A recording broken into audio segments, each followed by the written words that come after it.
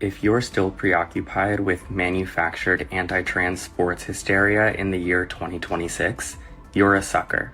Non-binary influencer deliberately or just obviously missing the point.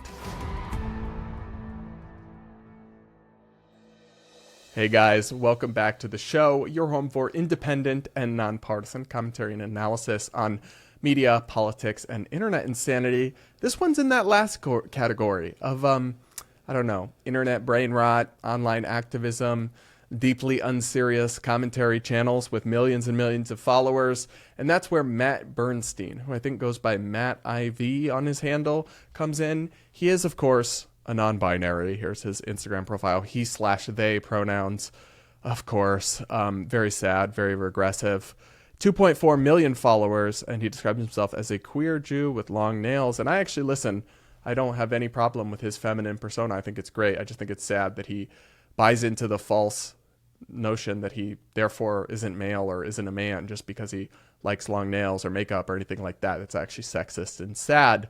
But he has decided to grace our timelines with a extremely, extremely eloquent and impassioned defense of the trans athlete, doubling down on all of that, allowing biological males to compete in women's sports. He's decided to really lay out, just kidding.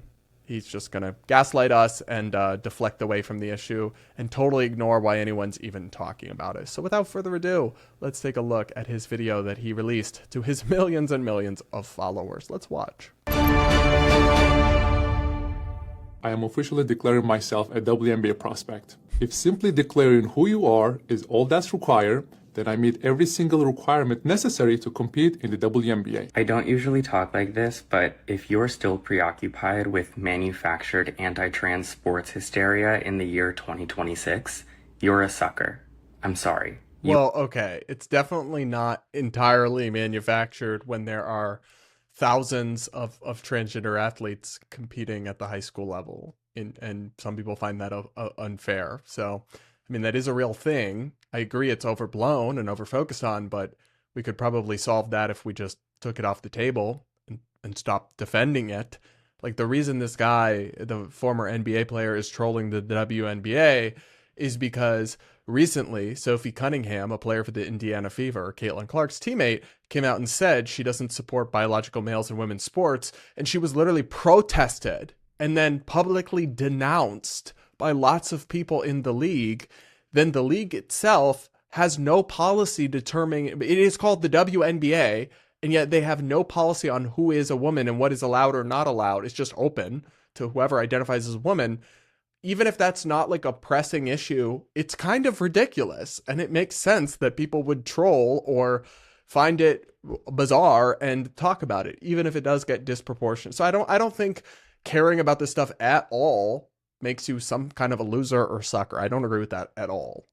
Anyway, we'll keep going here. Sorry, you are. Enes Kanter, the guy in that viral video, is a former basketball player who, since retiring in 2022, has been trying to make it as a right-wing political actor. Despite his best efforts, and he really has tried, he hasn't gotten much traction until now, where he's decided to exploit people's bigotry towards transgender people in the context of women's basketball. Well, okay, that's one way to describe what he's actually doing, which is pointing out the absurdity of the WNBA's rules and how weird it is that so many professional athletes who are women and who compete in the WNBA have come out on the record and say that they don't believe in the biological separation of sports. Listen, is it trollish? Yeah, sure. Is it a stunt for attention? Yes. But is it like inherently evil and only motivated by bigotry? Or is it highlighting some genuine absurdity in the rules and statements of both the organization and many stars and leaders and coaches within the WNBA? Also, yes. And he's not really willing to grapple with that at all. He just sneers at it all like it's all just hysteria. It's all just fake. Nobody could possibly genuinely care about this or have any concern. Actually, they could. And it's the fact that LGBTQ plus whatever activists have clung on this and died on the most absurd hill. Nobody could be talking about this if the WNBA simply had a policy that said only biological females can compete in female sports, in female basketball, in the Women's Basketball Association League. Like, that's what they don't get. Are people seizing on the issue too much? Are they exploiting it? Are they using it as a distraction from other stuff? Yeah, but only because y'all keep leaving it on the table. You could take it off the table completely, but people in your camp don't want to. So then you don't get to say, well, they're obsessing over it. You won't end the conversation by just agreeing to common sense. Anyway, we'll keep going here. Basketball. And some of you have been eating it up, and it's embarrassing. And I try to have grace, but it's embarrassing. And what's even more embarrassing is that you think this is all somehow good for women. 0 transgender women are currently playing in the WNBA. 0 transgender women have ever played in the WNBA. 0 transgender women are currently set to play in the WNBA, and 0 transgender women are currently even in contention to play in the WNBA. Okay, that's totally missing the reason that people are talking about this is because a WNBA player, Sophie Cunningham, was brutally protested, criticized, and attacked for saying she doesn't think biological males should be in women's sports, which is a live debate and is, relevant even in the context of like the Olympics and Iman Khalif. So yeah, that's why people are talking about it. It's true there are no active trans women playing in the WNBA. That could change at some point in the future. I don't think anybody is suggesting that there is, but he's acting like it's crazy to even be discussing this when the reason people are talking about it is because the normal 80-20, the 80 side of the 80-20 issue, a WNBA player spoke about it and then was publicly attacked for doing so, even though she did so in a way that I thought was pretty nuanced and compassionate and kind. And then so many other WNBA stars and coaches have come out and said, no, we support biological males. That's why people are talking about it. So it's not as if they're just suddenly decided to make it a big thing and obsess over the WNBA, even though there's no trans women athletes. He's just totally ignoring the reason anyone is talking about this at all. Anyway, I love to hear also about what's embarrassing from somebody with they pronouns in their bio.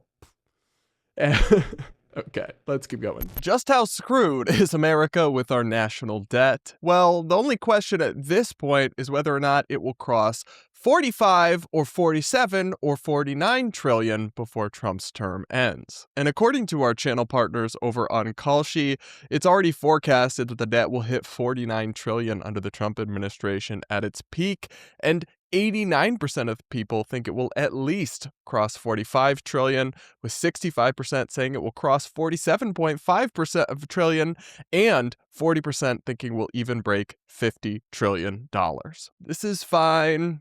Nothing to see here, folks. Just mountains more of government debt that increases costs in terms of interest payments, crowds out private investment, and drags down the economy, all while passing the bill for our current day spending to future generations. But at least we can follow the slow descent of our world into chaos over on Kalshi, the first CFTC-regulated exchange dedicated to trading on the outcome of future events. If you want to go ahead and place your prediction on the national debt or anything else, just download Kalshi today and use code BRADP when you sign up to get $20 free when you trade $20 now. WNBA. Women's basketball is more popular than it ever has been thanks to the talented athletes and coaches who have put it on the map. Yet, if you Google the WNBA right now, the top results are not about those players, they're not about the games, they're not about women's basketball, they're not even about women. They are instead about this man, this cisgender man, and the stunt that he is pulling to humiliate transgender people to propel his political career. Sorry, that is funny. Like, that is slightly comical that you Google the WNBA and the top thing that comes up is a man. But the point is that he's not necessarily doing this to humiliate transgender people. He's doing this to humiliate the WNBA for their absurd policies that all they say is you just have to be a woman to be eligible, and there's no requirement for that whatsoever.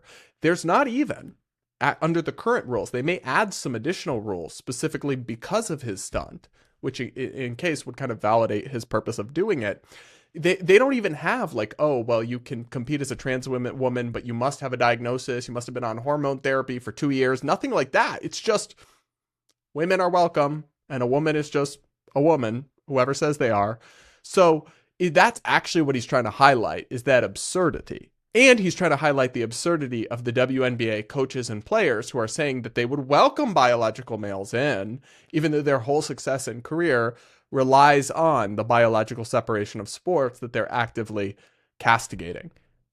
That none of that is actually about humiliating transgender athletes, at least in my view. It's about highlighting significant hypocrisy and absurd policies at the highest levels of women's sports, which I'm also not convinced, by the way, that it's necessarily the worst thing in the world for the WNBA to have all this culture war stuff drawing more attention to it. I agree they would rather have the same level of attention paid to their basketball. However, there is such a thing as like all publicity is good publicity, and I'd be curious whether even the politics related controversies about it aren't a net positive for like viewership and the growth of the league. They might be, honestly. I really don't know, but I'm certainly not.